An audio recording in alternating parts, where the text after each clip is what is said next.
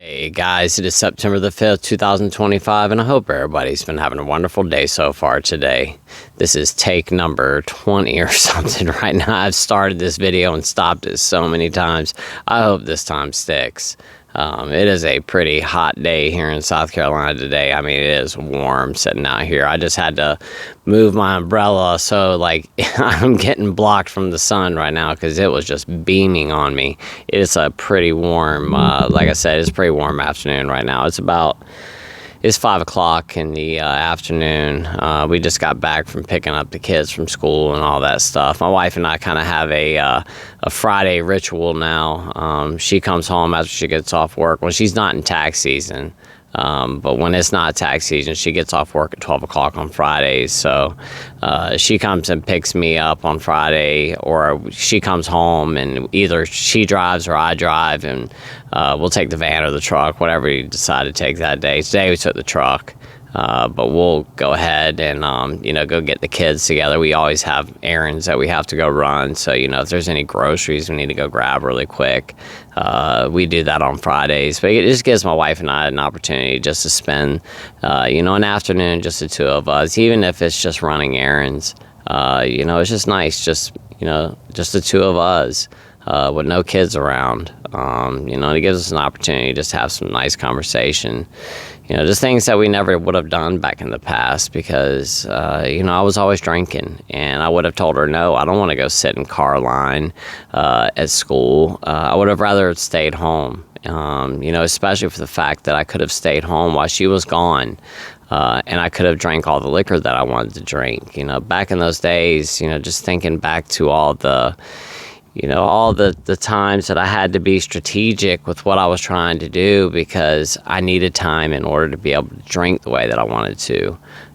So, especially on a day like today, my wife would have asked me, you want to go pick up the kids with me today? And I would have said, oh, no, I have a stomach ache or I have a headache or whatever. I would have made an excuse up just to stay home. And when she would have shown up, after getting the kids, I would have been wasted drunk. But that's just the way it was back in the day. I was always looking for an opportunity to be alone so that I could drink in the fashion that I wanted to without getting fussed at.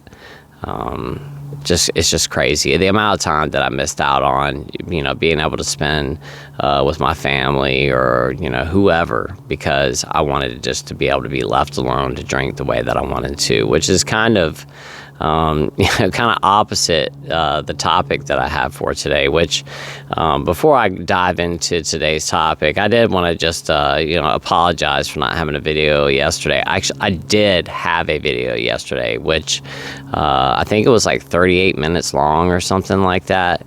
It's really frustrating when I put the time and the energy into making a video and then, decide that I can't post it. And there's been times in the past that, the audio was messed up or, the video got messed up some way or another. I've had technical difficulties like that in the past where I just couldn't post and it was too late by the time that I realized that there was something wrong, to make another video, which last night was the case. I was so tired. And by the time that I finally got the video, all figured out, uploaded to the channel, and I like to, sometimes I'll listen to the video or watch the video before it gets uploaded. But if I've got a really busy evening, I'm trying to cook my kids dinner and clean dishes and stuff like that, I'll just wait until the video uploads on the YouTube because I can just listen to the video because I have YouTube Premium. So I can have my phone completely, closed. 'Cause I've got a flip phone, so I got my phone closed, and I can just listen to my video and not have to worry about it. I can be walking around doing my chores, cooking dinner, and listen to my video while I'm doing those things. And that's what I did last night. I waited till the video got uploaded to YouTube, and then I went ahead and started listening to it. And it's the same topic that I have for today's video, but man, I started the video off fine, started talking about the topic, everything was honky-dory, and then I took a tangent, and I went down a rabbit hole talking about something else, And man, I dived down that rabbit hole, and I never steered the boat back the way it needed to be. At the very end of the video, I tried to bring it all back together, and it made absolutely no sense whatsoever. I know there's some of you out there who probably would have watched it and been like, it was totally fine. You know, what are you talking about? But, you know, one of my biggest concerns that I had with yesterday's video was if a new subscriber came to the channel, which happens all the time. You know, new people come to the channel all the time. And I was really worried that somebody would watch the video for the first time yesterday and, you know, be like, why is this guy even making videos? He doesn't even make any sense. So I just didn't want that to happen. Somebody watch it and just be totally thrown off by the video, because it really was not a good video. I was sitting out here, you know, when I filmed, and you know, like I said, the first maybe 10 minutes of the video were fine, but I just went straight down a rabbit hole. I never course corrected, and when I finally realized what was going on, which was at the end of the video, and at that point, you know, the video was already, you know, at the point where it was already too long for me to really try to course correct and bring the video all back together. So I tried doing it too fast, and when I did, it made absolutely no sense. I just could not post it. So I'm so sorry I didn't have a video up yesterday. It was up on YouTube. I eventually deleted it last night. I didn't want to accidentally post that video. So sorry there wasn't a video, but you know, there is, for any of you guys who are new here, there are like 560 videos or something. I've lost count. I don't know how many there are. But you know, anytime that I don't post, you know, there's a huge catalog of videos that you can go back through and watch.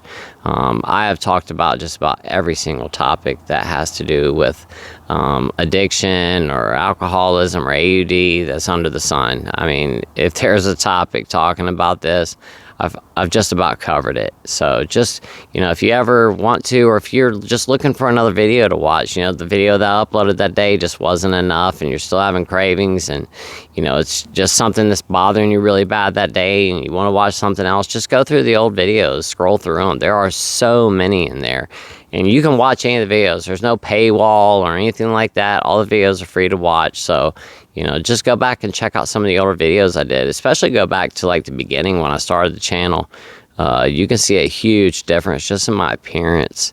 Because, you know, there's been a lot that's happened since I started this channel. I've been in the hospital. I've gotten out of the hospital. I've got videos where I'm in the hospital filming. I've got videos where I was having all those ERCPs done on my pancreas. You know, I was going like once a month and having these procedures done, and I documented the whole thing. So there's a lot of really interesting footage that I've got, you know, over the past 2 years I've been doing this. So, you know, go check it out if you're ever interested, especially the very first video that I did. You can see a huge difference in how I look now versus then. I was so sick when I filmed the first video that I did, and that's when I felt decent enough. Like I knew that I had to start filming, you know, because I had made a promise that I was going to do so. And, you know, I was just kind of waiting until I looked decent enough to film myself. And at that point, I felt like I looked decent enough to start filming, and I still looked bad.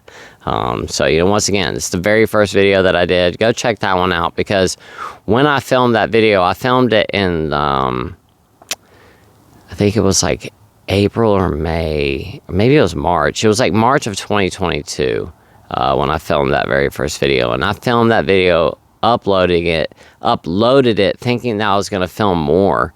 And then I ended up in the hospital. We went to Disney World. I ended up in the hospital like right after I did that first video. Had pancreatitis, was in the hospital for a couple weeks, and then it was, you know, I was having all those ERCPs done throughout that summer. I had my tips that summer. There was just a lot of stuff going on. I completely forgot that I'd done a video, and it wasn't until Thanksgiving of that year that I went back and actually, I didn't mean to watch the video. I just stumbled across it. It was on Thanksgiving Day, and the video had 27,000 views, and a lot of people thought that I had passed. So I went back and started replying to people in the comments and decided to make a follow-up video and just let all the people know that were worried about me that I was okay. And, you know, the rest is history. I've been here ever since that day.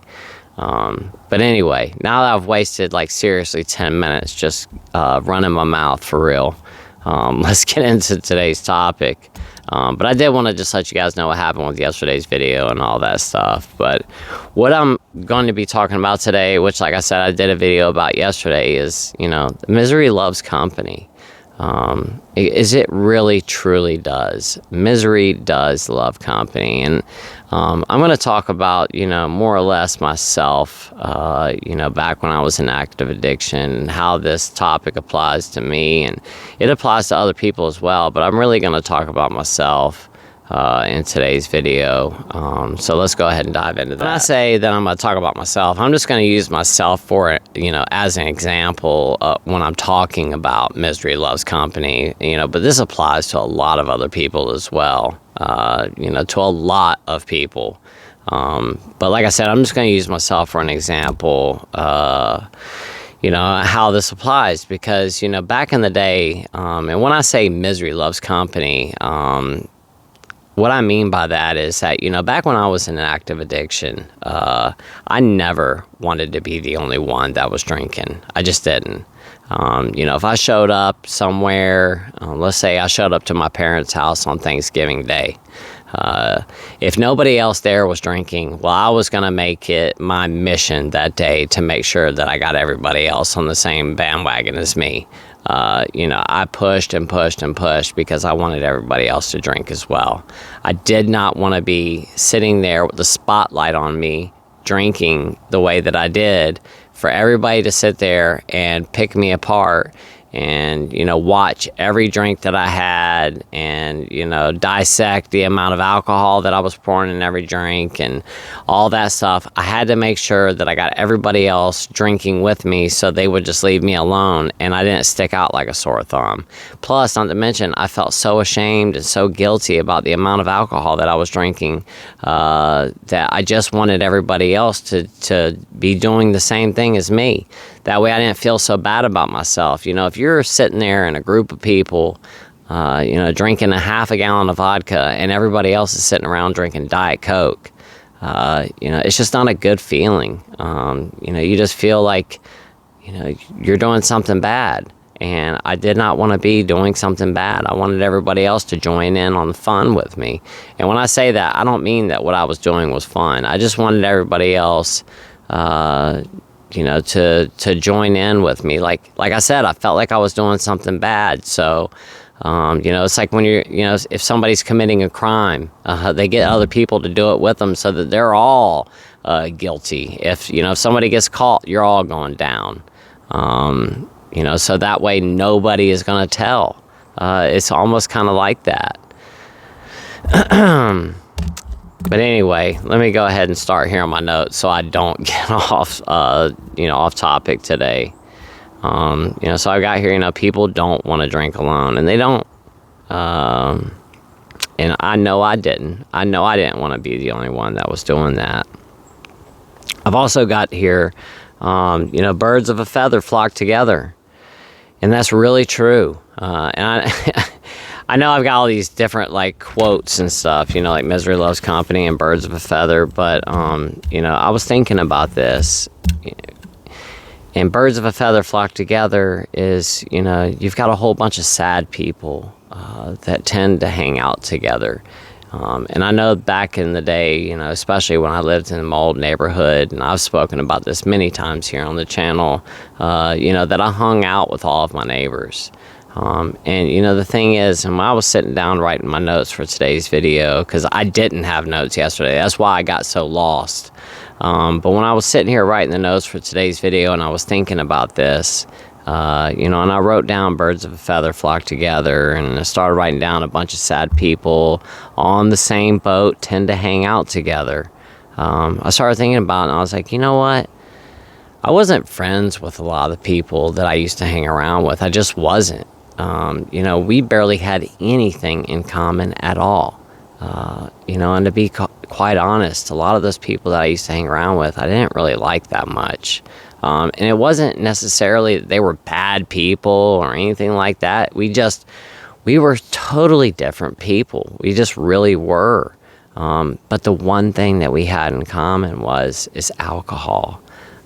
We all had a problem with alcohol for the most part. We drank problematic. All of us had problematic drinking habits. We drank entirely too much. We drank basically every single night. Every single weekend, we all drank, and we all hung out together because we all liked to drink the way that we did. It brought us all together, and I remember when we would all like meet up in somebody's garage or something, and just the conversations that we would have. They were so meaningless.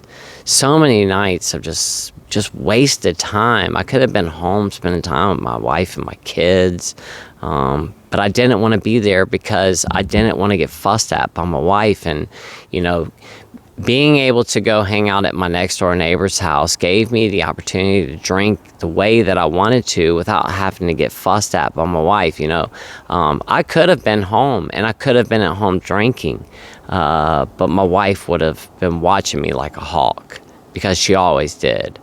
And if I got up and made myself a drink, and if I finished that drink within, let's say, 30 minutes and got back up to make another drink, the first thing that happened was my wife would be like, "Are you seriously getting another drink already? You've already finished that one that you already made?" I didn't want to listen to that. I wanted to be able to drink freely without, being investigated the whole entire time. So I would, like I said, I'd go hang out at my neighbor's house, even though I didn't even really want to be over there. Even though I really didn't even like them. I was just there because it was convenient. It was convenient for me to drink in the fashion that I really wanted to. And what I would do is I'd go over there and I'd tell my wife, I'm going to go next door and, hang out with the next door neighbor. And when I say next door neighbor, they didn't necessarily live right next door to me. I'm talking about people that, just lived in the vicinity that I lived in. There was a 1 kilometer circle that we all lived on. And it was like a big circle, and it was a perfect kilometer.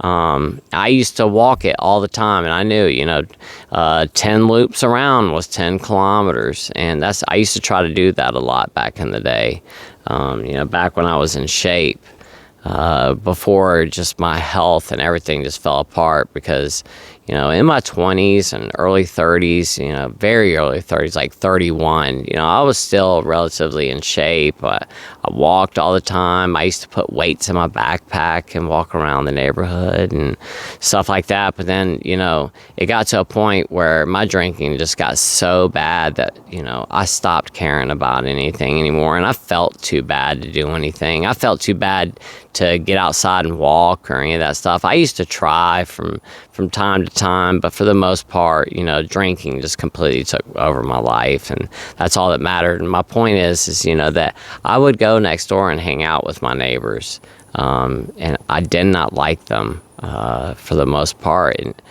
like I said, these conversations would just be so horrible. They would be sitting there talking with me, and I could tell when I tried to talk with them about my interests that, it's like their eyes just glazed over when I started talking. But like I said, the one thing that we had in common was we all drank too much, and we all liked to drink, and it brought all of us together.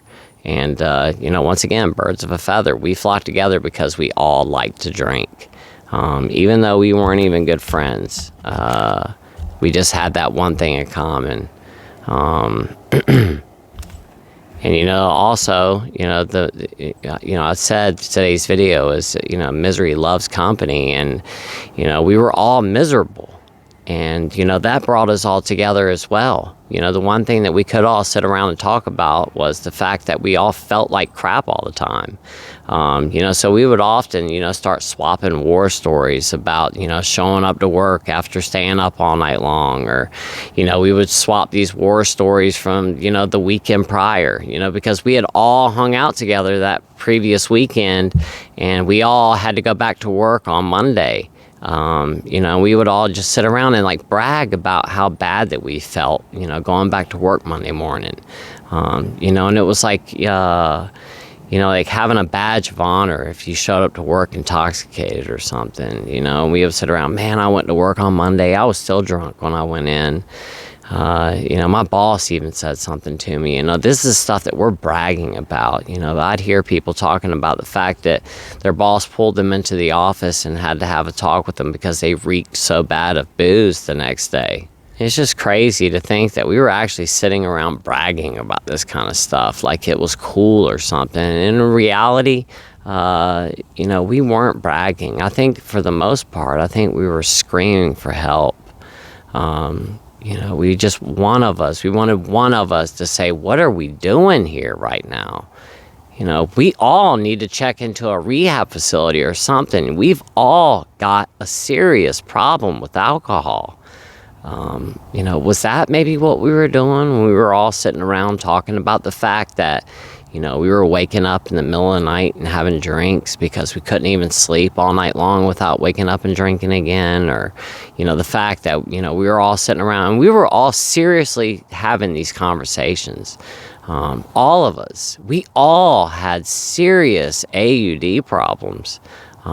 These guys would sit around and talk with me about the fact that they too had coolers in their vehicles and they had to, go out to their vehicle and have drinks on their lunch breaks and stuff like that. It's crazy. It's almost like my old neighborhood was like an alcoholic boot camp or something. I mean, it seriously was. We were all younger guys. We all moved there in our very early 20s. All these guys, we all went to high school together. We all knew each other since we were all kids. We used to party together when we were in high school. And then we all moved into the same neighborhood together. It was not a good situation. I can say that for sure. It was like breeding grounds for alcoholics. I mean, it seriously was. And if anybody moved there that was new, we quickly would induct them into our group. And if they didn't drink, we did not hang around with them. I remember my next door neighbor, I've talked about this, my old next door neighbor, lived there for years. He was a teacher, got involved in drugs and alcohol really bad. It totally ruined his life. And then he ended up losing his house because of all of it. And it's a really long story, but he ended up leaving. And then we got new neighbors that moved in. And I'll never forget me and my next door neighbor that lived across the street from me one night were hanging out drinking. And they had just moved in. And we were just standing in his driveway one night. And we were like, let's just go knock on their door and invite them into the neighborhood and, tell them welcome. And here it is, like 10:30, 11 o'clock at night. We're wasted drunk. And we get this bright idea to go knock on their door in the middle of the night. So we go over there and bang on their door. And we're like, the wife came to the door. And we were like, we just want to, meet you guys. And we wanted to meet your husband. Do you think you can come outside and hang out and talk with us for a minute? It was like we were little kids, and we're knocking at, the parents' door asking if, the next door neighbor kid that had just moved in, if he can come outside and ride bikes with us or something. I'll never forget this night. It was so embarrassing because the wife came to the door and she's like, he can come talk to you guys, but he's not coming outside to hang out with y'all. And I'll just never forget the way that I felt. I seriously felt like a little kid that night. And I just remember the guy coming to the door and we were like, hey man, we were just wondering if you wanted to come outside and have a beer with us and get to know us and stuff. And the guy said, I don't drink. That's all he had to say. We never talked to that guy ever again. That was it. I never spoke to him ever again. I never tried to go out of my way to hang out with him ever again. That was it. All they had to tell me was, I don't drink. And come to find out later on down the road that guy actually was just trying to get sober during that period of time. He actually had a really bad problem with alcohol as well. And I wish that we had just, hadn't even bothered him that night. But we never did drink with him ever. And then, like I said, come to find out later on down the road that he actually was trying to get his life together during that period of time. And he ended up relapsing again. And then him and his wife ended up getting divorced after that. And it actually ended up being a really sad story. And this was her second marriage. Her first marriage ended. Her husband passed away. He died in a car accident, as a matter of fact. He was intoxicated when it happened. He passed away actually right down the road from where I live right now. He was just out one night and he was drunk and, was flying down the road and ran through a stop sign and crashed into a tree. It's really sad, looking back at it now, that lady was just plagued with, alcoholism and substances, because her first husband actually had a really bad problem with alcohol and drugs, and it just ended up being a really, really, really sad story what happened with him. But once again, here I am going, steering this boat way off course. My point to today's video is that, it's kind of like kind of a twofer. It's kind of a warning. It's also, something for people that watch the channel that don't have a problem with alcohol or a substance. And, they're here trying to understand their loved one. This is one of those things, back when I was in active addiction, I just really did not want to be alone when I was intoxicated. I didn't want to be alone when I was drinking either. Just whatever it was.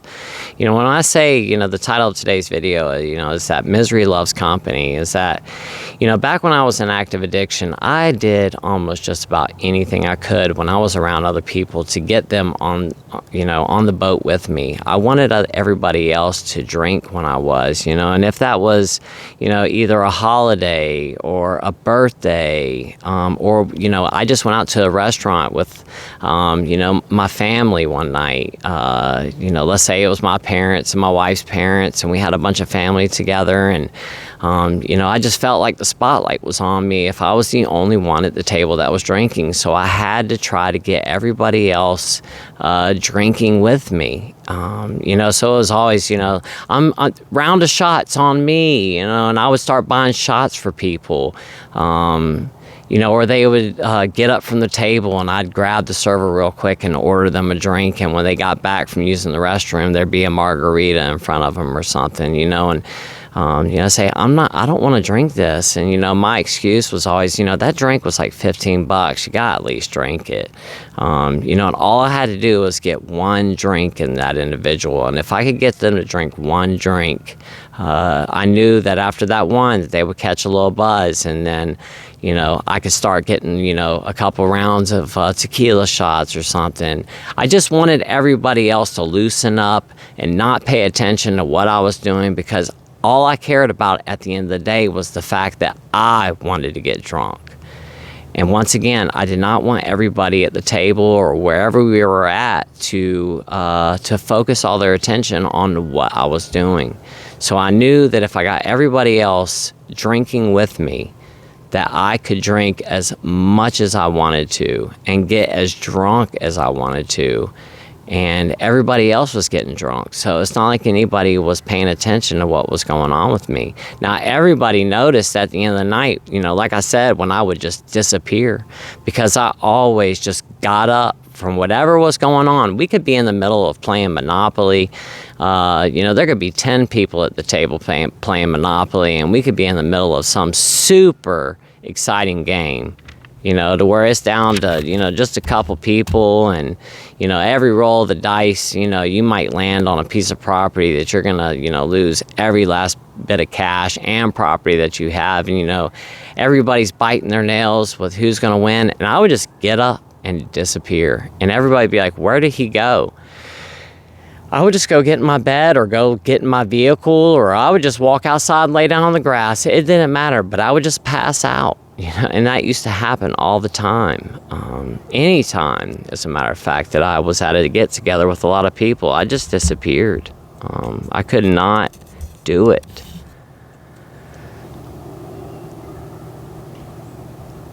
The thing is, too, is that when I would sit around and drink by myself, one of the biggest things that used to happen when I did so was that, I would really start thinking about the fact that I had a serious problem. And I would start thinking about, just all the guilt and the shame that I had. And I never wanted to be alone when, that was the case. I wanted to get a lot of people around me. That way, I didn't have to think about myself. I didn't have to think about how depressed that I had become and how alcohol had completely taken over my life, and I wasn't actually living anymore. My life had been completely consumed by alcohol, and I didn't have any hobbies. All my friends, all had substance problems as well, whether it be alcohol or a substance. I just felt like my life had completely lost all of its worth because my life had become completely consumed once again with alcohol. That's all that I cared about. When I went to work every day, it was like my mind was thinking that, at least I'm paying for alcohol by going to work every single day. It's just crazy because, once again, I'm sitting here as I'm, getting older and I'm growing up, going through my 20s and my 30s.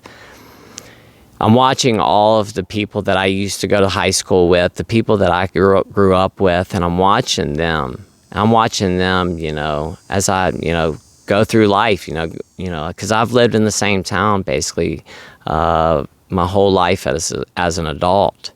And I'm watching these people, and when I was younger, we moved around like crazy. My dad was in the military, so we never had a place that we could call home.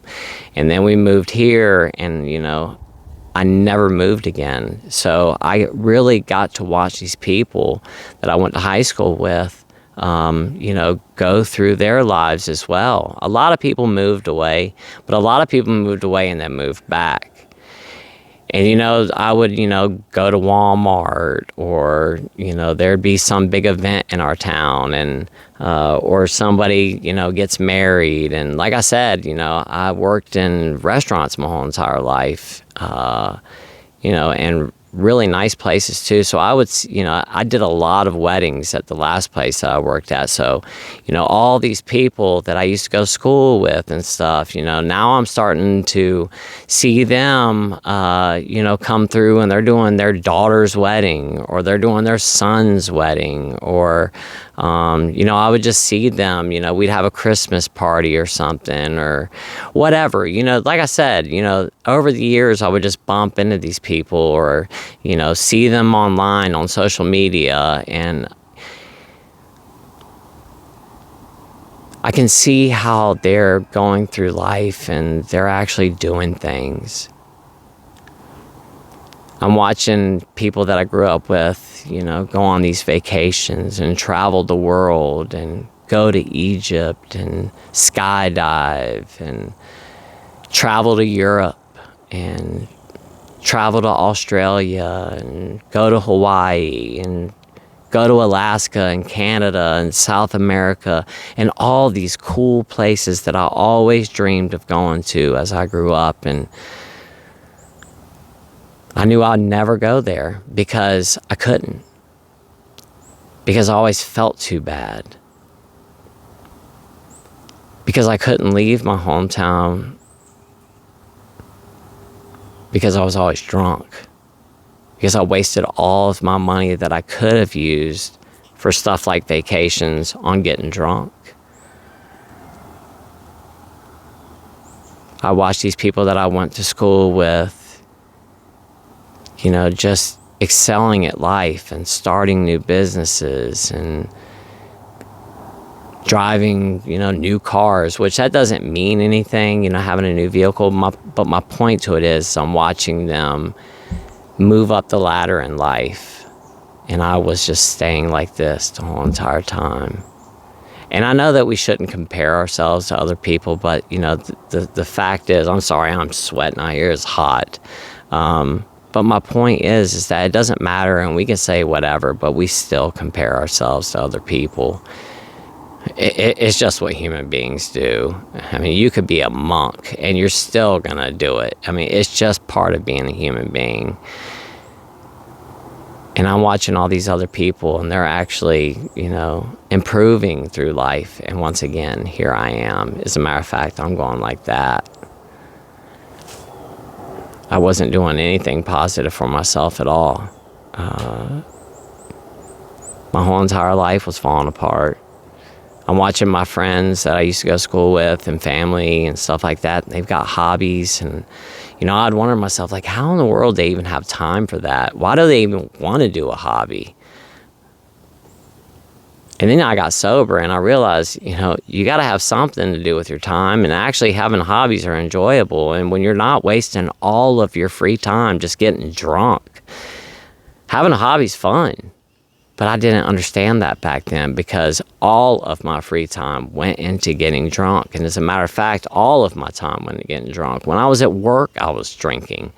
It didn't matter where or when or whatever was going on. I drank from the time I woke up in the morning until the time I went to sleep. And I was just wasting my life away while everybody else around me.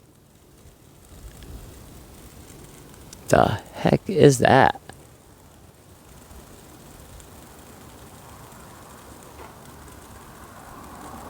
I swear, I do not know what in the world that noise is. That is so weird. I don't know if you guys can hear that or not. But there's something like going on up in that tree, and it's like vibrating the whole tree. I have no idea. It must be some kind of woodpecker or something up there. Anyway, that was strange. I forgot where I was even at right now.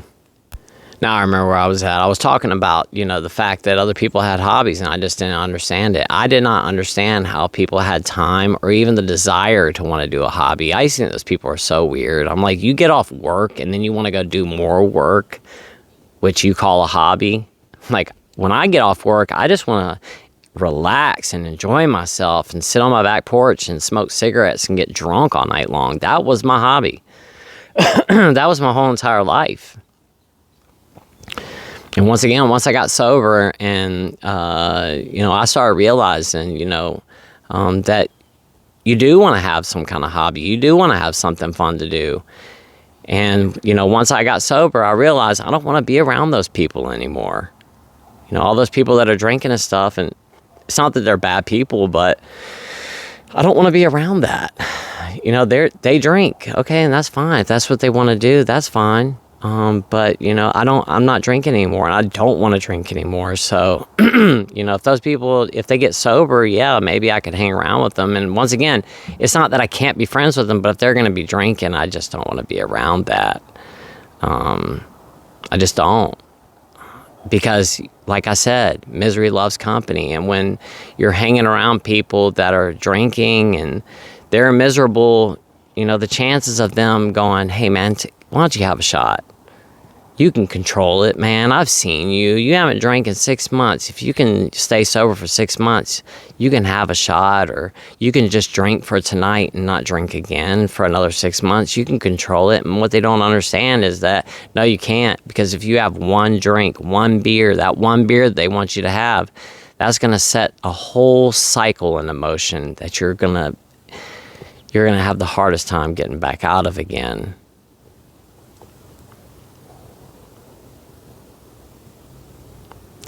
Back in those days, like I was just talking about the fact that other people had hobbies and things like that. And I used to be jealous of those people, to be quite honest with you.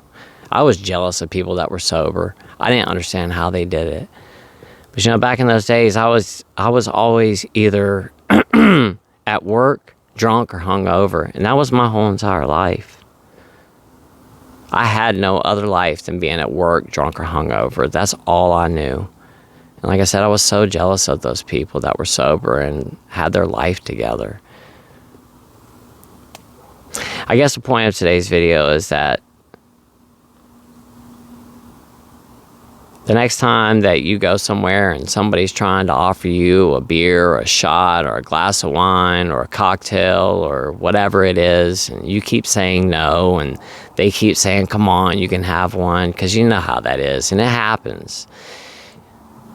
Just remember that misery loves company, and that person that keeps trying to get you to have that shot or that glass of wine or that beer or whatever is, they're probably miserable, and they don't want to be drinking by themselves.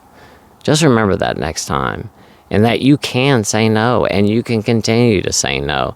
And if you're around somebody and they just keep pushing and pushing and pushing and pushing and it won't take no for an answer, maybe it's time to go. Maybe it's time to go somewhere else. Maybe it's time to go home. Or maybe it's time to ask that person to leave. Because we have to do everything in our power to protect our sobriety. Getting to this point that you're at right now, wherever you're at in your sobriety, it was not easy getting there. As a matter of fact, it's hard. It is so difficult. And misery does love company. But we don't have to be company to that misery. We just don't. Getting sober is the best thing that we can do for ourselves. It truly is. I was just having a conversation with my wife earlier when we were sitting in car line waiting on the kids today and talking about just this, that I never thought that this would be possible, and here I am. It's just mind-blowing. I'm almost 3.5 years sober at this point. I never thought that this would be possible. I really didn't. But here it is.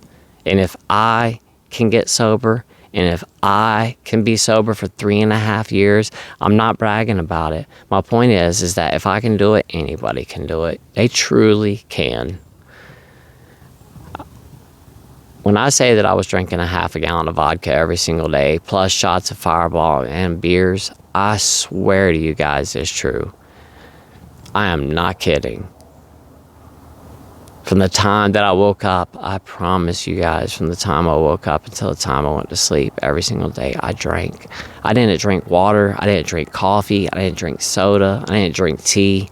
I drank nothing but alcohol.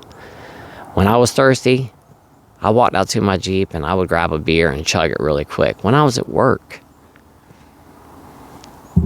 you know, every once in a while I might have a water or something, but for the most part, if I was thirsty, I drank alcohol. And that's just the honest to God truth. And once again, I drank like that my whole entire life for the most part. And if I can get sober and stay sober and not go back to it, you can as well.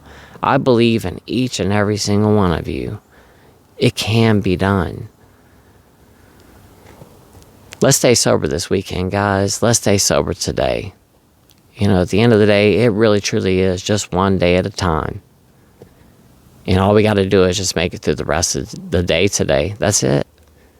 You know, by the time this video gets posted up, it's going to be probably about 9 o'clock tonight. And by the time that you're watching this right now, it's going to be time for bed after you get finished. Maybe you stay up a little bit longer and watch a movie or something like that, but the day's basically over.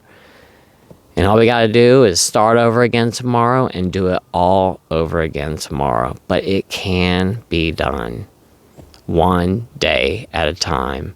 Don't look at the big picture. Just look at today, the moment that you're in right now. Yesterday's gone, tomorrow's not even here yet, but we do have right now, today. You have this second that you're living in. And in this second right now, you can just say, I'm not going to drink.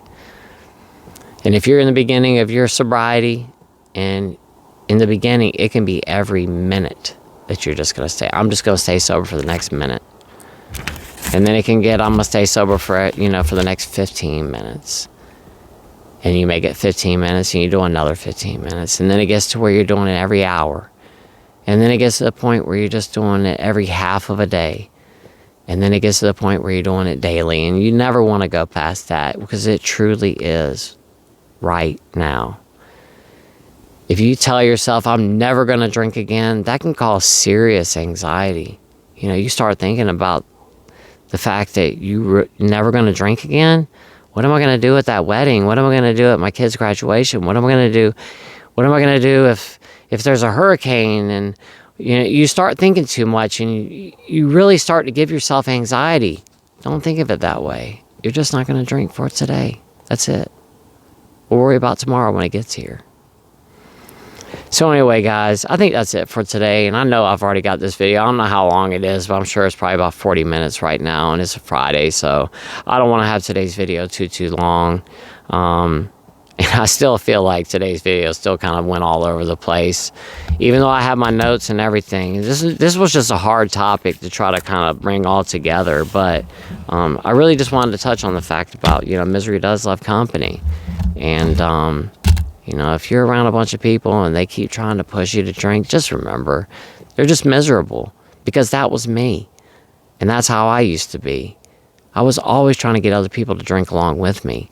You know, I would just start pouring shots for people. I went over to my parents' house on Christmas.